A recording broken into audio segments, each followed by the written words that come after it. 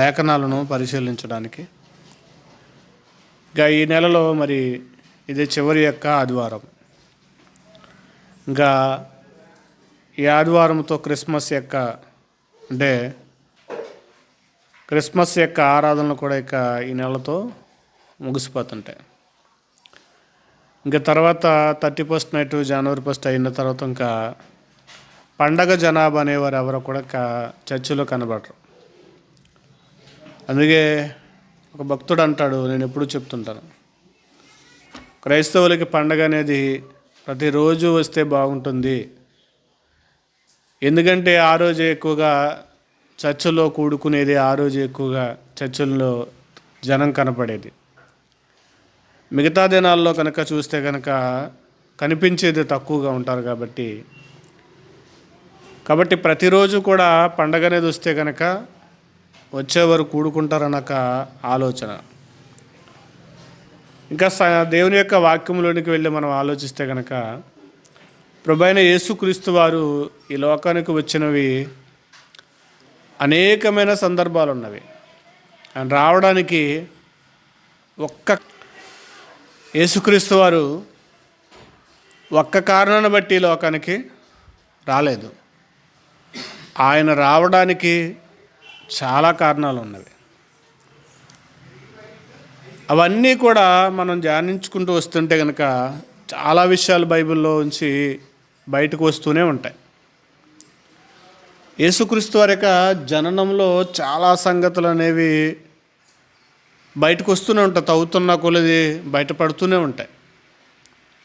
జననంలో కానీ, ఆయన మరణంలో కానీ, ఆయన వచ్చే సందర్భాలు మనకి బాధ జరగాల్సినవి, మనకు బాధ చేయాల్సిన విషయాలు అయితే చాలా ఉన్నవి. అలాంటి విషయంలోనే ఒకటి మనం చూడగలిగితే కనుక, యేసుక్రీస్తు వారు పుట్టినప్పుడు జ్ఞానులు వచ్చి యేసుక్రీస్తు వారిని ఏమంటారంటే కనుక, యూదుల రాజుగా పుట్టినవాడు ఎక్కడ, మేము ఆయనను పూజింపవచ్చితిమి అంటారు. యూదుల రాజుగా పుట్టినవాడు ఎక్కడ, ఆయన్ని మేము పూజింపవచ్చితిమి, పూజించాలి. దేవుణ్ణి ఎందుకు పూజించాలి అని అంటే కనుక, ఏదో మనం ఆయనకి పూజిస్తే ఆయన మనకి ఏదైనా మేలు చేస్తాడేమో, ఈ బాహ్య సంబంధమైన జీవితంలో మనకు దేవుడు ఏమైనా అనుగ్రహిస్తాడేమో, మన అవసరతలు తీరుస్తాడేమో, మన ఆపదలో కాపాడతాడేమో అని ఎక్కువ శాతం మంది ఆలోచించేది ఇదే. చర్చికి ఎందుకు వెళ్ళాలంటే కనుక, ఏదన్నా అవసరత ఉంటే లేదా ఆపదైనా రావాలి, అలా వచ్చినప్పుడు చర్చికి వెళితే కనుక మనకున్న ప్రాబ్లమ్స్ పోతాయి, మనకున్న ఇబ్బందులు పోతాయి. వాటన్నిటికీ సొల్యూషన్ ఏంటంటే కనుక దేవుని దగ్గరికి రావడమే. ఈ ఒక్క కారణమే అని అనుకుంటారు. ఆ ఒక్క కారణమే అనుకుంటాం. వాటికంటే ఆయన ఎందుకు పూజించాలో అనేది ఈరోజు ఆలోచిద్దాం.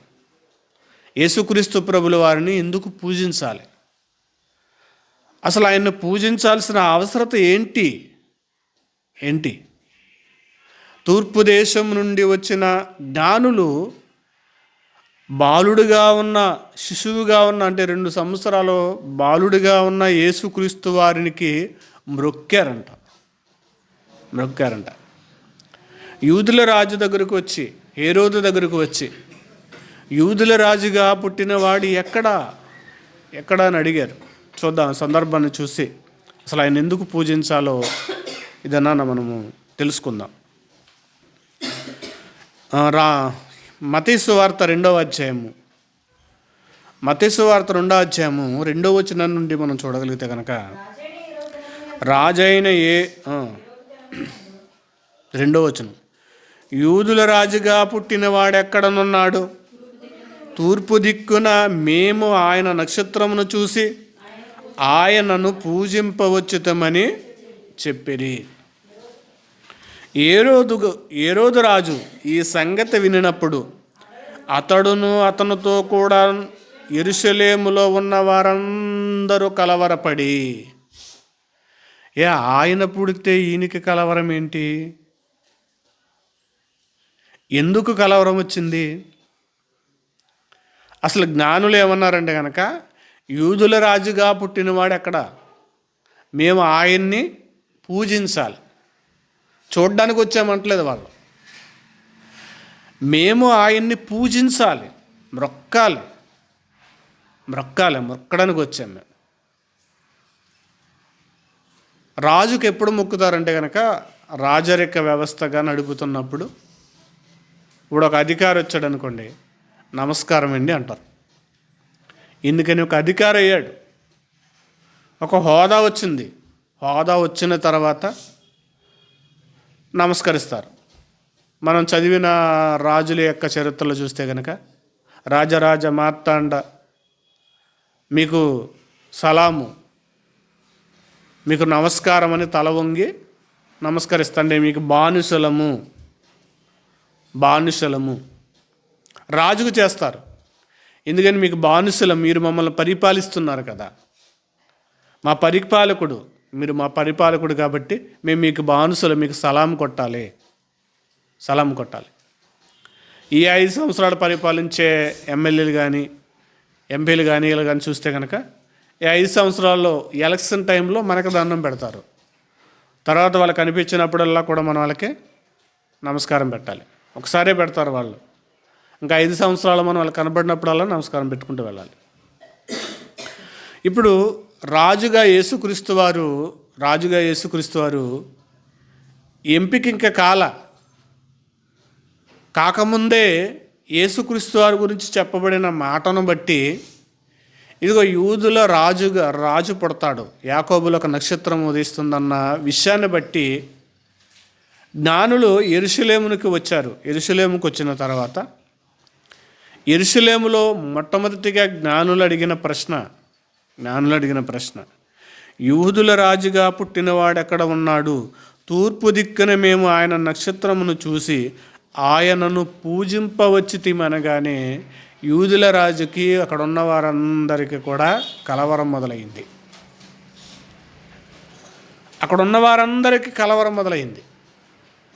ఎందుకంటే ఈయన్ని పూజించాలంట. పూజించేవాడు ఈయన. నన్ను మొక్కడం మానేసి, నా సమాచారం అడగటం మానేసి, నా బాగోగులు గురించి అడగటం మానేసి, యూదులుగా రాజుగా పుట్టినవాడు ఉన్నాడా అంటే అతన్ని పూజించాలా? అతన్ని పూజించడానికి తూర్పు దిక్కు నుంచి వచ్చారా? తూర్పు దేశం నుండి వచ్చారా? ఏంటి వింత, ఏంటి ఆచారం అని అక్కడున్న ప్రజానికాన్ని, మంత్రులందరిని పిలిచి, ధర్మశాస్త్రోపదేశకులను పిలిచి, శాస్త్రులందరినీ పిలిచి కూడా ఏమంటున్నారంటే కనుక, యూదుల రాజు పుడతాడని ఉందా, తీయండి ఈ ధర్మశాస్త్ర గ్రంథాలని కానీ తీశారు. అవునయ్యా, యూదా దేశం ఒక బెత్లెహేముని ఆయన ఎన్నుకున్నాడు, బెత్లెహేంలోనే పుడతానని చెప్పాడు. నిజంగా ఆయన నక్షత్రం కూడా కనబడుతుంది, పుడుతున్నాడంటే. సరే, ఇప్పుడు ఏం చేస్తారంటే కనుక మీరు అని 8వ వచనంలో చెప్తున్నాడు చూడండి. మీరు వెళ్ళి ఆ శిశువు విషయమై జాగ్రత్తగా విచారించి తెలుసుకొనగానే నేను వచ్చి ఆయనను పూజించినట్లు నాకు వర్తమానము తిండని చెప్పి వారిని బెత్లెహేముకు పంపెను. నేను కూడా పూజిస్తా అంటే అతని యొక్క కపట ఆలోచన అనేది తెలియలేదు. పూజించడానికి కాదు. ఏ రోజు ఏమనుకున్నాడంటే సంహరించాలనుకున్నాడు. పైకి చెప్పిన మాట ఏంటంటే పూజించాలి. నేను కూడా పూజిస్తా, ఎక్కడ పుట్టాడో కనుక్కుని నాకు ఆరా తీసుకురండి, సమాధానం తీసుకురండి, ఆ ప్లేస్ ఏదో నాకు చెప్పండి, నేను కూడా వెళ్తాను అని చెప్పినప్పుడు, ఇప్పుడు ఆ జ్ఞానులు వెళ్ళారు. తర్వాత వారు రాజు మాట విని బయలుదేరిపోవచుండగా ఇదిగో తూర్పు దేశమున వారు చూసిన నక్షత్రము ఆ శిశువు ఉండిన చోటికి మీదికి వచ్చి నిలిచి వరకును వారు ముందుగా నడిచిరి. వారి నక్షత్రమును చూసి అత్యానందభరితులై ఇంటిలోనికి వచ్చి తల్లియను మరియు ఆ శిశువును చూసి సాగిలపడి ఆయనను పూజించి తమ పెట్టులు విప్పి బంగారమును సాంబ్రాణిని బోళమును కానుకలుగా ఆయనకు సమర్పించిరి. తరువాత ఏరో యొద్దకు వెళ్ళవద్దని స్వప్నమందు దేవుని చేత బోధింపబడిన వారే మరి ఒక మార్గమున తమ దేశమునకు తిరిగి వెళ్ళిరి. అది కల వచ్చిందంట, ఏరో దగ్గరికి వెళ్ళొద్దు, ఏరో దగ్గరికి వెళితే మంచి జరగదు, వెళ్ళిపోండి మీ దేశానికని వాళ్ళకు వచ్చిన కళను బట్టి వాళ్ళు ఏం చేశారంటే వెళ్ళిపోయారు. ఇప్పుడు అక్కడ జరిగినది ఏంటంటే జ్ఞానులు యేసుక్రీస్తు వారిని పూజించారు, ఆరాధించారు. ఈ ఆరాధించడం, ఆయన పూజించడం అనేది అంతవరకు కూడా చూస్తే మనం బాగానే ఉంది. కానీ జ్ఞానులు వెళ్ళిపోయిన తర్వాత యేసుక్రీస్తు వారు ఎక్కడ పుట్టాడో అన్న సమాచారం హేరోదుకి అందల. యేసుక్రీస్తు వారు ఎక్కడ పుట్టాడు అన్న సమాచారం హేరోదుకి అందనప్పుడు హేరోదు ఏం చేశాడు? ఆ దేశములో ఉన్న పశుకందులందరిని కూడా చంపేయండి అని చేశాడు. ఎందుకని? రాజుగా ఉండేది నేను, అయితే నన్ను ఆరాధించాలి, నన్ను పూజించాలి. ఒక బాలుణ్ణి పూజించటమా, ఒక బాలుణ్ణి ఆరాధించటమా? ఈరోజు కూడా అంటున్నారు కదా, యేసుక్రీస్తు వారికి ఆరాధన చేయకూడదు. చర్చ్ ఆఫ్ క్రైస్ట్లో వచ్చింది బోధ. చర్చ్ ఆఫ్ క్రైస్తవులు లేవనెత్తారు. అది కాస్త కొన్ని యొక్క ఫెలోషిప్లకు పాకింది. యేసుక్రీస్తు వారిని ఆరాధించకూడదు, ఆయన మనిషే, ఆయన పూజించకూడదు. ఏ రోజు లాంటి వాళ్ళే వీళ్ళు కూడా. చర్చ్ ఆఫ్ క్రైస్ట్లో ఒక తెగ యేసుక్రీస్తు వారిని ఆరాధించచ్చు అంటారు, ఒక తెగ అన్నారు. ఈ మధ్యన కొన్ని డిబేట్లు చూశాను నేను. యేసుక్రీస్తు వారిని ఆరాధించకూడదు, పూజించకూడదు అనేవాళ్ళు ఎవరంటే కనుక ఇగో ఏ రోజులు వాళ్ళు. ఆయన ఎందుకు పూజించకూడదు, ఎందుకు ఆరాధించకూడదు? ఇక్కడ హేరోదు ఎప్పుడైతే ఆయనకు సమాచారం దొరకలేదో, నన్ను పూజింపనివాడు లేదా నాకు దక్కాల్సిన ఆరాధన నన్ను పూజించుకోకుండా ఎవరినైతే పూజించాలనుకుంటున్నారో వాళ్ళని నేను ఏం చేయాలనుకుంటున్నానంటే చంపించాలనుకుని ఒక శాసనాన్ని చేశాడు, ఒక శాసనాన్ని రాశాడు. శాసనం రాయగానే అక్కడున్న బంటులు వెళ్ళి ఏం చేశారంటే కనుక, బంట్రోతులు వెళ్ళి ఆ దేశంలో ఉన్న 2 సంవత్సరాల పిల్లలందరినీ కూడా శిరస్సాధం చేశారు,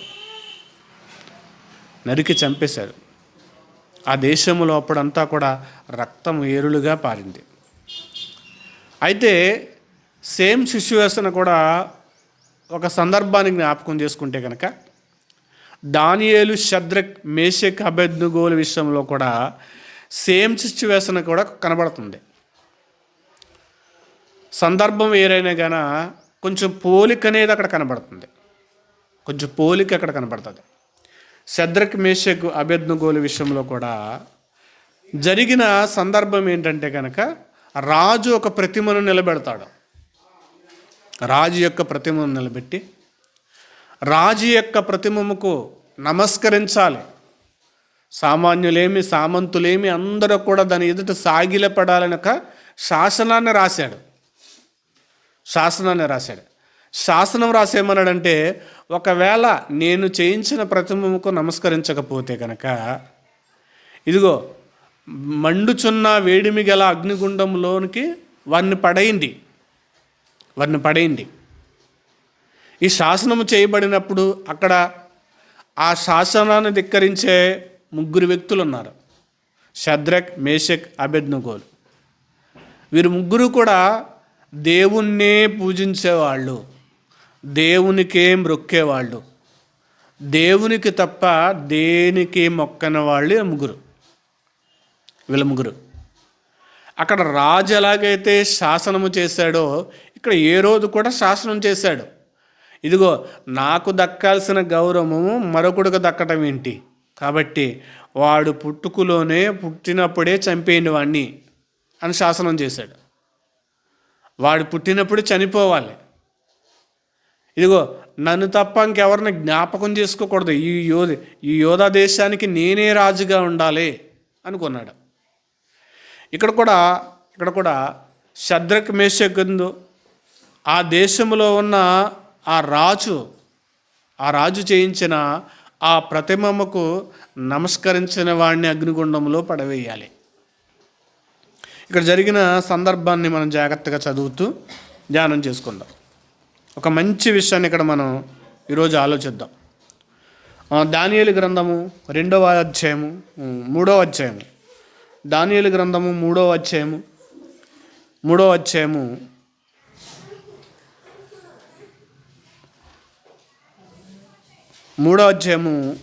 14వ వచనం నుంచి లేదా 15వ వచనం నుండి చూద్దాం. 15వ వచనం నుండి చూద్దాం.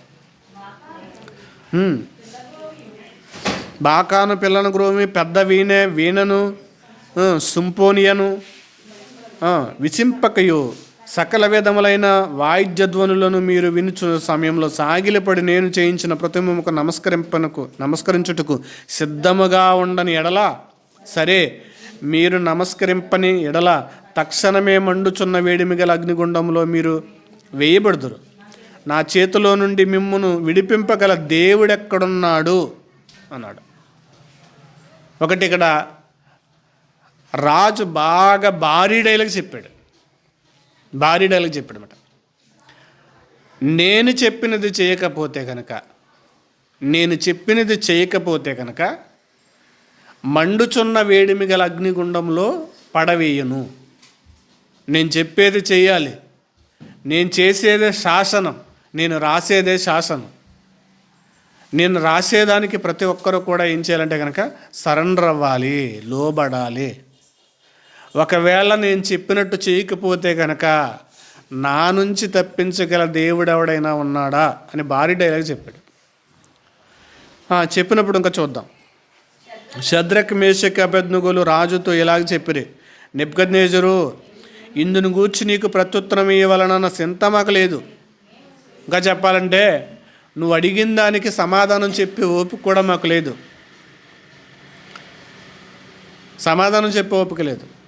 కానీ మేము సేవించుచున్న దేవుడు మండుచున్న వేడిమి గల ఈ అగ్నిగుండంలో నుండి మమ్మను తప్పించి రక్షించుటకు సమర్థుడు. మరియు నీ వశమును పడకుండా ఆయన మమ్మను రక్షించును. ఒకవేళ ఆయన రక్షింపకపోయినను రాజా, నీ దేవతను మేము పూజింపమని నీవు నిలవబెట్టిన బంగారము ప్రతిమకు నమస్కరింపమని తెలుసుకొనుము. అందుకు నెబుకద్నెజరు అత్యాగ్రుడై కోపంతో ఊగిపోయాడంట. నా శాసనాన్ని మీరు పట్టించుకోరా అని కోపంతో ఊగిపోయి ముఖం వికారం చేసుకుండి ఏమంటున్నాడంటే చూడండి, వారి విషయంలో నెబుకద్నెజరు అత్యాగ్రహం నొందిన వాడే షద్రక్ మేషక్ అబేద్నెగోల వారి యొక్క విషయంలో అతని ముఖము వికారమైన కనుక గుండము ఇప్పటికంటే 7 అంతల వేడిమి గలదిగా చేయమని ఆజ్ఞ ఇచ్చాను. ఇప్పుడు ఒక రాజ మాట విననందుకు ఏం చేశాడంటే ఒక అగ్నిగుండాన్ని చేశాడు. నా మాట వినని వాళ్ళని అగ్నిగుండంలో పడవేస్తాను. నా మాట వినాలి. ఎప్పుడైతే రాజు మాట వినలేదో పడవేశారో జరిగిన సందర్భం అంతా మనకు తెలుసు. ఇప్పుడు వారిని తప్పించడానికి దేవుడు ఏం చేశాడంటే కనుక అక్కడికి రావాల్సి వచ్చింది. వచ్చిన తర్వాత జరిగిన విషయాన్ని మనం చూస్తే 28వ వచనంలో నెబుకద్నెజరు షద్రక్ మేషక్ అబేద్నెగోలను వీరి దేవుడు పూజార్హుడు. ఆయన తన దూతను పంపి తను ఆశ్రయించిన దాసులను రక్షించెను. వారు తమ దేవునికి కాక మరి ఏ దేవునికి నమస్కరింపకయు ఏ దేవుణ్ణి సేవింపకయు ఉందుమని తమ దేహములను అప్పగించిన రాజు యొక్క ఆజ్ఞను వ్యర్థపరిచిరి. కాగా నేను ఒక శాసనము నియమించుచున్నాను. ఏదనగా ఈ విధముగా రక్షించటకు సమర్థుడు దేవుడు గాక మరి ఏ దేవుడును లేడు. ఇప్పుడు రాజు మాట్లాడుతున్నాడు, అగ్నిగుండములో పడవేయించిన రాజే మాట్లాడుతున్నాడు. వీరు దేవుడు కాక అంటే యేసుక్రీస్తు వారు ఎందుకు వచ్చారంటే కనుక పాపము నుండి రక్షించడానికి ఇంకా చెప్పాలంటే యేసుక్రీస్తు వారు అగ్నిగుండము నుంచి లాగడానికి, అగ్నిగుండము నుంచి లాగాలి మనిషిని. ఆయన ఒక దేశానికి రాజుగా ఉండడానికి కాదు, ఒక రాష్ట్రానికో లేదా ఒక లోకానికో ఆయన రాజుగా ఉండడానికి కాదు. చాలామంది మధ్యన ఎక్కువ ప్రశ్నలు అడుగుతున్నారు. అంటే యేసుక్రీస్తు వారిని నమ్మకపోతే అగ్నిగుండంలో వేసేస్తాడా? ఒక రాజుని నమ్మకపోతేనే అగ్నిగుండంలో వేసేసాడు. ఇది న్యాయమా అన్యాయమా? ఒక దేశాన్ని, ఒక ప్రపంచాన్ని పరిపాలిస్తున్న నెబుకద్నెజరు ఒక రాజు మాట వినకపోతేనే అగ్నిగుండంలో పడవేశాడు. మరి అలాంటిది యుగాలను కలిగించాడు. ఈ యుగాలను కలిగించిన ఆయన మాట వినకపోతే, ఆయన నమ్మకపోతే, ఆయన అంగీకరించకపోతే మరి ఆయన అగ్నిగుండంలో పడవేయటము న్యాయమే కదా. ఒక రాజుకి అంత కోపం వస్తే ఆయన మాట వినలేదని, ఒక రాజుకే కోపం వచ్చిందంట ఆయన మాట వినలేదని, వెంటనే అగ్నిగుండంలో పడవేశాడు. ఒక ఆప్టర్లో ఒక రాజుకు కోపం వస్తేనే అగ్నిగుండము చేయించినప్పుడు ఈయన యుగాలను కలిగించాడు, సర్వలోకాన్ని కలిగించాడు. మరి ఆయన నమ్మకపోతే, ఆయన తెలుసుకోకపోతే, నమ్మండని చెప్పిన మారకపోతే అగ్నిగుండంలో పడవేయటం వాళ్ళు ఎంత వాళ్ళవనండి, వాడు గొప్పవాడవని. గొప్పవాళ్ళకి, ఆస్తి పరులకి రోగాలు రావా? ఆస్తి ఉంది కదా, లేదా గొప్ప వంశంలో పుట్టిన వాళ్ళకి రోగాలు రావా? లేదా వాళ్ళకి బాధలు ఏముండవా? వాళ్ళకి ఏమైనా బాధలు ఉండవా? మన టాటా బిర్లాక ఆయన చనిపోయాడు. మరి ఆయన చనిపోయాడు, గొప్ప ఆస్తిపరుడు కదా ఆయన చనిపోలేదా? ఎంత గొప్ప ఆస్తి ఉన్నా, ఎంత గొప్పవాడైనా ఆకలి ఉంటుంది, బాధ ఉంటుంది.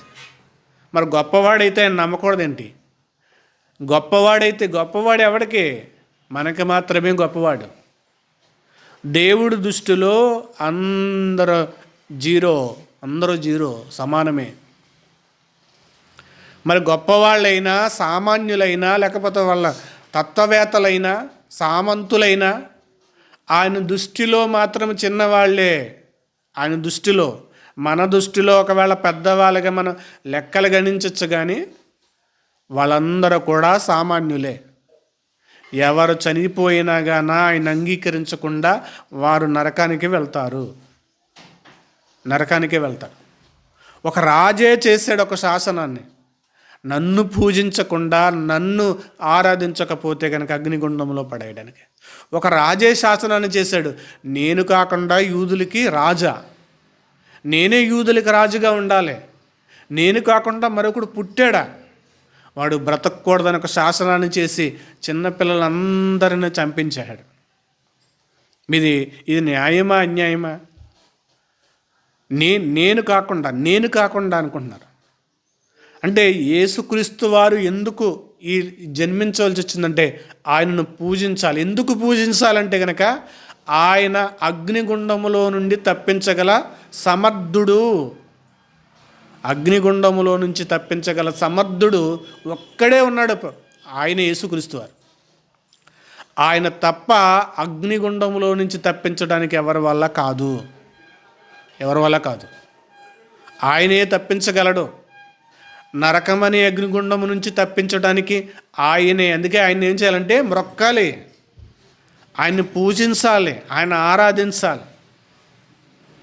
ఇక్కడున్న బాధల నుంచి ఆయన తప్పించకపోవచ్చు, ఇక్కడున్న అనారోగ్య పరిస్థితుల నుంచి ఆయన తప్పించకపోవచ్చు, ఇక్కడున్న మన ఆర్థిక పరిస్థితులైనా మెరుగు చేయకపోవచ్చు, ఇక్కడున్న దరిద్రాన్ని నుండి మనల్ని ఆయన కాపాడకపోవచ్చు. అదేం పెద్ద ప్రాబ్లం కాదు. దరిద్రులు కూడా బ్రతకగలుగుతున్నారు, సామంతులు కూడా బ్రతకగలుగుతున్నారు ఈ లోకంలో, ఆర్థికంగా ఉన్నవారు కూడా బ్రతకగలుగుతున్నారు. కానీ నరకము నుండి తప్పించటం ఎవరి వల్ల కాదు, అగ్ని నుండి తప్పించడం ఎవరి వల్ల కాదు. ఆ అగ్నిగుండము నుంచి తప్పించాలి. ఇక్కడ అగ్ని వాసనైనను తగలేదని రాయబడి ఉంటుంది చూడండి. 27 అధిపతులు, సేనాధిపతులను, సంసాధిపతులను, రాజు యొక్క ప్రధాన మంత్రులను కూడి వచ్చి ఆ మనుషులను పరీక్షించి వారి శరీరమునకు అగ్ని హాని చేయకుండాటయు, వారి తల వెంట్రుకల్లో ఒకటైనను కాలిపోకుండాటయు, వారి వస్త్రములు చెడిపోకుండాటయు, అగ్నివాసన వారి దేహములకు తగలకుండాటయు చూసి అంట. అగ్ని వాసన కూడా తగలలేదంట. అగ్ని వాసన ఉంటుందా? ఉంటుంది. కాలుతున్నప్పుడు, శవం కాలుతున్నప్పుడు వస్తుంది అగ్ని వాసన. అగ్ని వాసన కూడా తగలేదంట వాళ్ళకి. అంటే టచ్ చేయలేదు అసలు చెప్పాలంటే అగ్ని వాళ్ళ దేహాన్ని కూడా టచ్ చేయలేదు. ఫస్ట్గా శరీరం పడగానే తల కాలిపోతుంది, తర్వాత వస్త్రాలు కాలుతాయి, వస్త్రాలు కాలిన కొంచెంప్పటికి శరీరం కాలుతుంది. అంటే అగ్ని వారిని టచ్ కూడా చేయలేదు. అలా దగ్గరికి రాలా.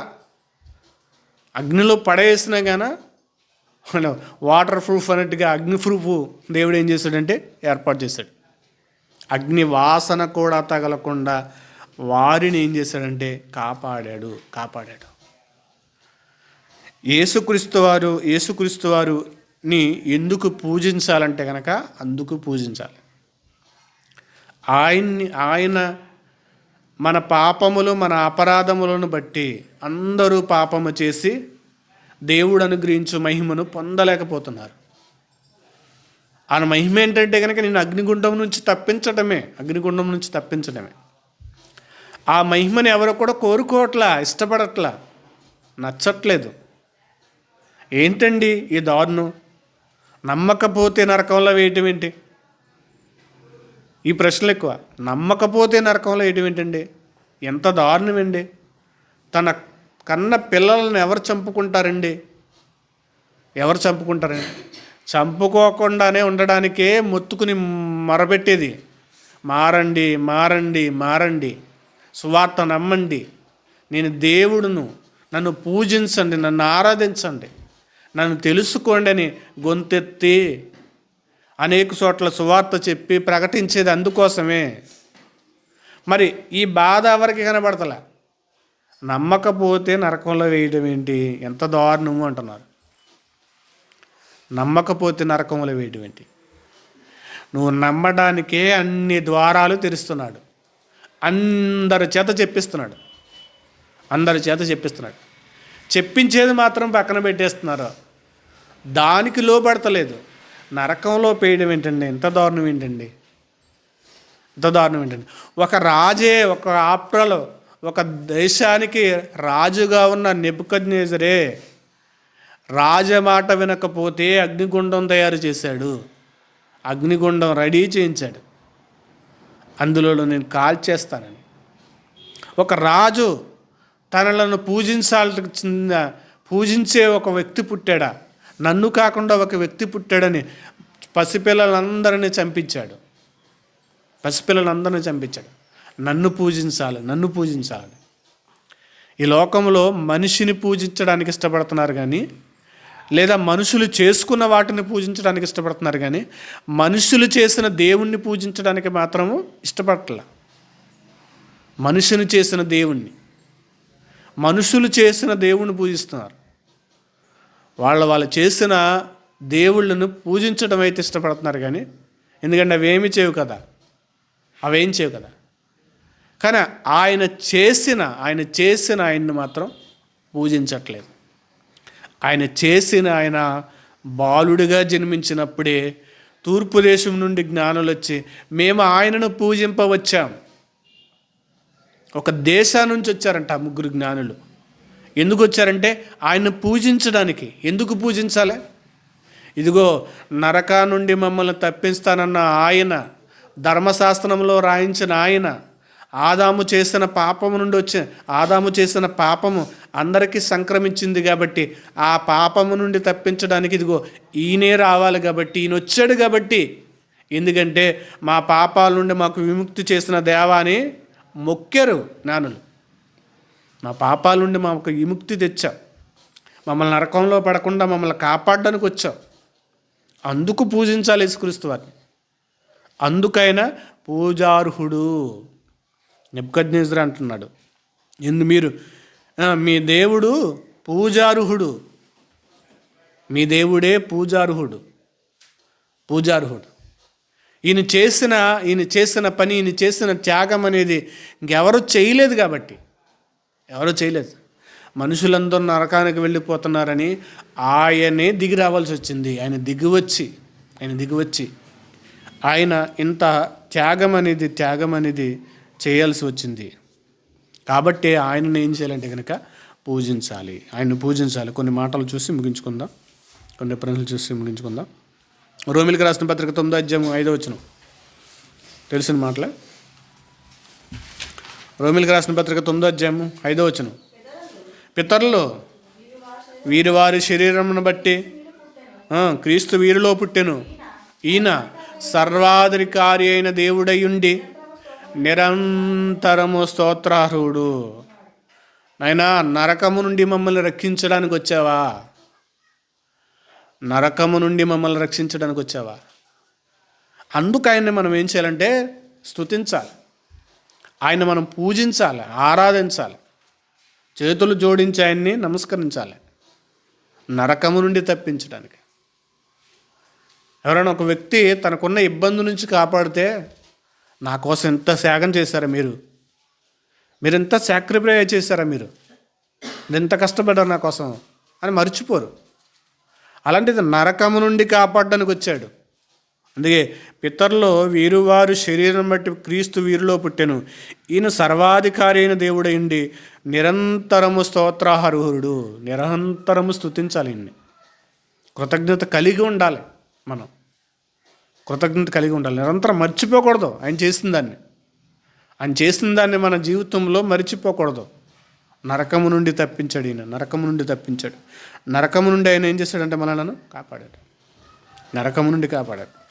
ఒక మనిషి చేసిన దానికే ఆ అగ్నిగుండం ఉంటే కనుక మరి మనకే ఆయనను ఆరాధించకపోతే కనుక మరి ఆయన అగ్నిగుండం చేయటం అనేది, అగ్నిగుండంలో పడవేయటం అనేది న్యాయమే. అది ఒక న్యాయమే. ఒక రాజు చేసినప్పుడే ఆయన మాట వినకపోతే అగ్నిగుండంలో పడవేసినప్పుడు, మరి ఈయన మనల్ని కలిగించాడు, సృష్టిని చేశాడు, మనకు కావలసిన సూర్యచంద్ర ఋతువులను అన్నిటినీ కూడా మన కొరకు రప్పిస్తున్నాడు.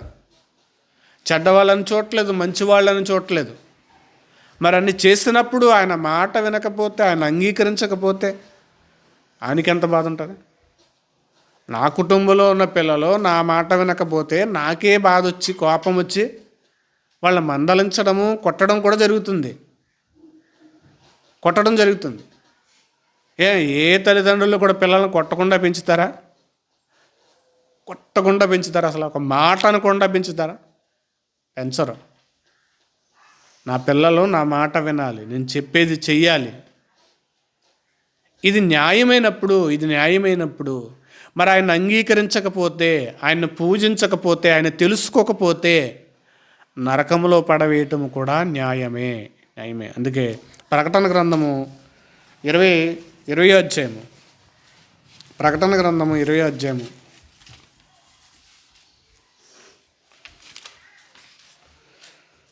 14వ వచనం చూడండి.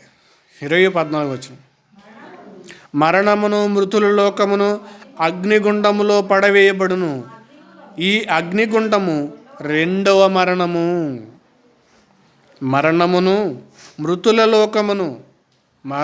మృతుల లోకమది. అది అగ్నిగుండము పడవేయబడును. ఈ అగ్నిగుండము రెండవ మరణము అంటున్నారు. ఇది రెండవ మరణం. ఆయన అగ్నిగుండములో పడవేసింది. ఎవరిని పడవేస్తాను అన్నాడంటే, ఎవరిని పడవేస్తానంటే కొరింథీయులకు రాసిన పత్రికలో చెప్తాడు, ఎవరిని పడవేస్తాను అని చెప్తాడు. సరే, అదొద్దు. మత్తయి సువార్త 13వ అధ్యాయం 41వ వచనం చూద్దాం. మత్తయి సువార్త 13వ అధ్యాయము 41వ వచనం చూద్దాం. మనిషి కుమారుడు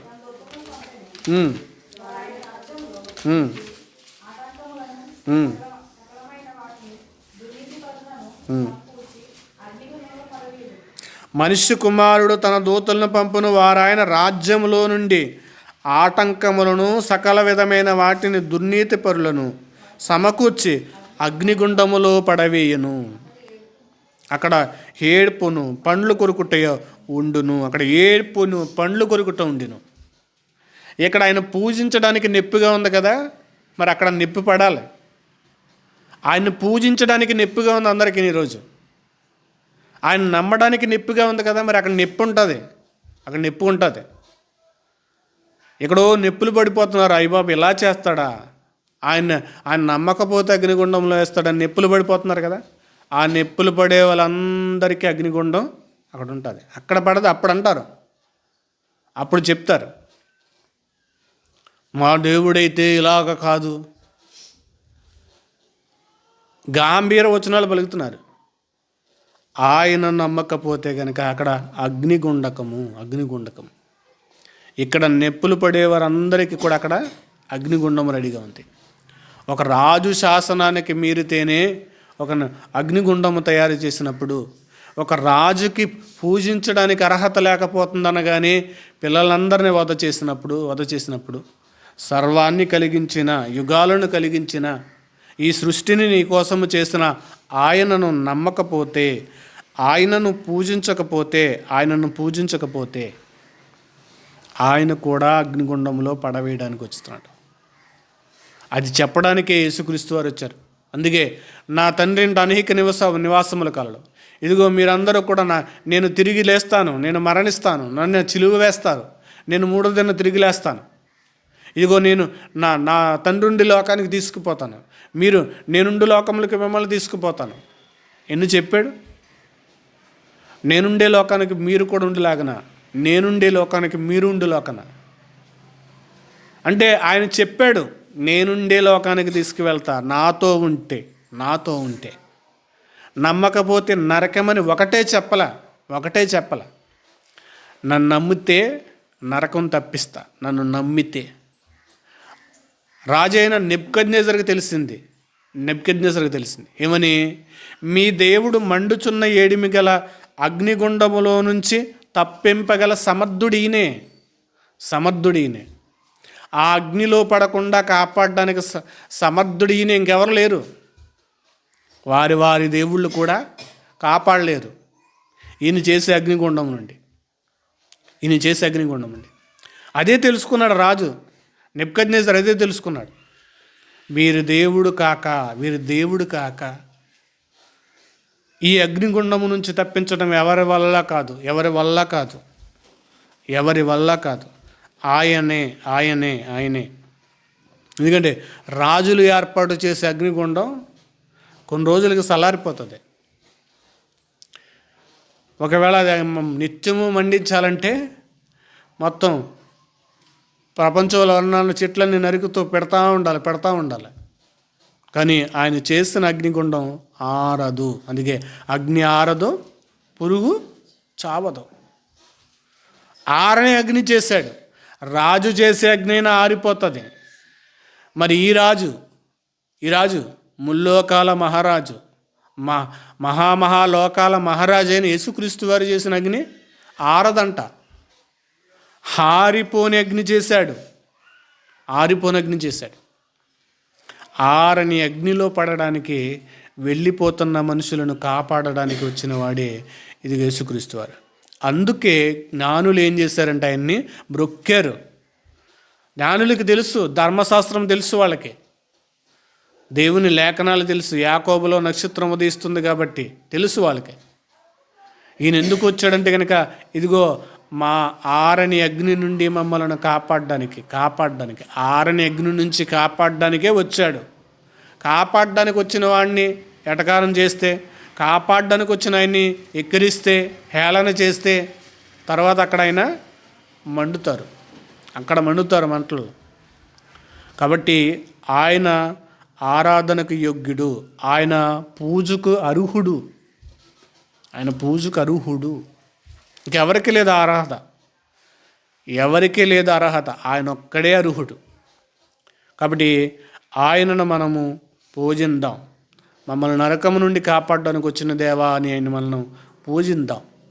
నరకం నుంచి కాపాడడానికి వచ్చిన దేవా మీకు స్తోత్రములు. ఆయన మనం ఆరాధన చేద్దాం. అది మన యొక్క హృదయంలో ఎప్పుడు మరిచిపోకుండా ఉండాలి. నన్ను నరకం నుంచి కాపాడడానికి వచ్చావు దేవా, నన్ను నరకం నుంచి కాపాడడానికి వచ్చాను దేవా అని ఆయన మనము నిత్యము పూజించాలి. నిత్యము ఆయన మనం ఏం చేయాలంటే కనుక స్తుతించాలి. కాబట్టి ఆయన మనం పూజిస్తూ, ఆయన ఆరాధన చేస్తూ, ఆయన చేస్తున్న అగ్నిగుండంలో పడకోకుండా ఉండడానికి యేసుక్రీస్తు వారి లోకంలో జన్మించాడు. కాబట్టి ఆయన జన్మించిన విషయాన్ని బట్టి మనం జ్ఞాపకం చేసుకుంటూ, అర్థం చేసుకుంటూ, ఆయన మరలా ఆయనలో మన మరణంలో పడకుండా ఉండడానికి కూడా యేసుక్రీస్తు వారు మరలా ఏం చేశాడంటే కనుక ఆ బాధ అలా ఉంటుందనేది కూడా, ఆ నరక బాధ కూడా యేసుక్రీస్తు వారు భూమి మీద ఏం చేశాడంటే అనుభవించాడు. సిలువలో యేసుక్రీస్తు వారు ఏం చేశారంటే ఆ బాధను అనుభవించాడు. ఆ బాధ కూడా యేసుక్రీస్తు వారు అనుభవించారు. మనుషులు పెట్టే ప్రతి బాధ ఆయన అనుభవించాడు. కొరడా దెబ్బలు, మండుటెండలు, రక్తము చీల్చబడిన శరీరానికి మండుటెండ తగిలితే చాలా దారుణంగా ఉంటుంది. మామూలు శరీరానికి మనకి ఎండ తగిలితే కనుక షర్ట్ లేకపోతే ఇలా అనుకుంటాం మనం శరీరాన్ని. అదే గాయముండి ఎండ తగిలితే ఎలా ఉంటుంది? ఇప్పుడు యేసుక్రీస్తు వారికి గాయాలు ఉన్నాయి. ఒక గాయం కాదు, నిలువెల్లా గాయాలు ఆయనకి. శిరస్సు నుంచి కాళ్ళు వరకు కూడా ఆయనకి గాయాలే. మరి ఆ గాయాలకి ఆ మండుటెండ తగులుతున్నప్పుడు ఎలా ఉంటుంది? మండుటెండ తగులుతున్నప్పుడు, ఆ సురసురమనే మంట తగులుతున్నప్పుడు ఆయన దేహం మీద ఉన్న వస్త్రాలు కూడా తీసివేశారు. ఆయనకి ఆయన ఆ బోడి దేహముతో ఆ మండుటెండలో ఆ భారమైన యొక్క సిలువను ఆయన యేసుక్రీస్తు వారు మోసుకుంటూ వెళ్ళారు. ఎందుకనంటే కనుక ఆ నరక బాధను నువ్వు అనుభవించకూడదు. అందుకు మనం ఆయన ఏం చేయాలంటే పూజించాలి, ఆయన మనం ఆరాధించాలి. ఆ బాధ ఆయన అనుభవించి, ఇదిగో నరకము కంటే బాధ, దీనికంటే మీరు ఎక్కువ బాధపడకూడదు. నేను అనుభవించిన బాధ మీరు అనుభవించకూడదు. మీకోసమే అంటే మన కోసమైన బాధ కూడా అనుభవించాడు. నరకం ఉందని చెప్తున్నాడు. అది నిత్యము కాలాలి. నేను దేవుణ్ణి, నన్ను ఆరాధించండి, నేనేం చేయను మీకోసమని అయినా ఒక పీట మీద కూర్చోలేదు. ఆయన వచ్చాడు, శరీరాన్ని ధరించుకున్నాడు, బాలుడిగా వధించాడు. ఇదిగో ఈ శరీరంలో ఆయన 33 సంవత్సరాలు జీవించిన చివరి దినాలలో అయినా ఇదిగో పడాల్సిన బాధ అంతా అనుభవించి ఇదిగో నరకం ఉందని చెప్పాడు. దాన్ని తప్పించడానికి నేనే, అందుకే ఈయన తప్ప ఎవరిని ఆరాధించడానికి యోగ్యుడు కాదు, ఈయన తప్ప. అందుకే రాజన్నాడు, మీ దేవుడు పూజార్హుడు. అందుకే పితరుల వీరి శరీరం బట్టి వీరిలో పుట్టిన కానీ క్రీస్తు సర్వాధికారి అయిన దేవుడయ్యుండి నిరంతరము స్తోత్రార్హుడై ఉన్నాడు. నిరంతరమైనని స్తోత్రాహరించాలి, స్తుతించాలి. నిరంతరము స్తోత్రించండి. లేదా నిరంతరమైన ఒకవేళ ఆయన్ని ఆరాధించకపోతే, ఆయన పూజించకపోతే, ఆయన నమ్మకపోతే, ఆయన తెలుసుకోకపోతే, ఆయన అర్థం చేసుకోకపోతే కనుక నిత్య నరకము నుండి తప్పించడానికి ఏ రాజు సరిపోడు. ఏ రాజుకే అంత శక్తి ఉండదు. ఆ రాజు కూడా అవసరమైతే అగ్నిగుండంలోనే పడాలి తప్ప ఆ అగ్నిగుండాన్ని ఆర్పే రాజు కానీ మరొక దేవుడు కానీ లేడు. కాబట్టి పూజించాల్సిన దేవుడు యేసుక్రీస్తు వారు, ఆరాధించాల్సిన దేవుడు యేసుక్రీస్తు వారు. ఆయననే మనము పూజిస్తూ ఆయననే ఆరాధించే వారిగా ఉండాలని కోరుకుంటూ నా మాటలు ముగిస్తున్నాను. ప్రార్థన చేసుకుందాం. పరిశుద్ధుడా, మహోన్నతుడా, సర్వోన్నతుడా, సర్వాధికారి, మీకు స్తోత్రాలు, వందనాలు ప్రభువా. మీ కృప కలిగిన నామాన్ని బట్టి మీకు కృతజ్ఞతాస్తుతులు చెల్లిస్తున్నాను. మీ కృపలో మమ్మల్ని బలపరచండి, నడిపించండి ప్రభా. అయినా మమ్మలను అగ్నిగుండముల నుండి తప్పించడానికి వచ్చిన దేవా మీకు స్తోత్రములు, వందనాలైన. అనేకులు అపహేళన చేస్తున్నారు, అనేకులు వేళన చేస్తున్నారు తండ్రి. వారందరికీ మారు మనసు అనుగ్రహింపచేయండి. వారు నైనా అగ్ని నుండి తప్పించుకోవడానికి సహాయం ఇవ్వండి, కృపనివ్వండి. అట్టి కృపచేత వారిని సహాయం చేసి వారిని నడిపించమంటూ మేమైనా మీ అగ్నిగుండంలో పడకుండా మమ్మల్ని కాపాడి రక్షించడానికి వచ్చారు నాయన. మరలా పాపములు చేస్తూ అగ్నిగుండంలో పడుకోకుండా నైనా మీరు నిర్ణయించిన రాజ్యంలో మీతో ఉండడానికి మాకు సహాయాన్ని అనుగ్రహింపచేసి బలపరచమంటూ క్రీస్తు వారి ఉన్నతమైన నామంలో ప్రార్థించి అడిగి వేడుకుంటున్నాను మా పరమ తండ్రి. ఆమేన్.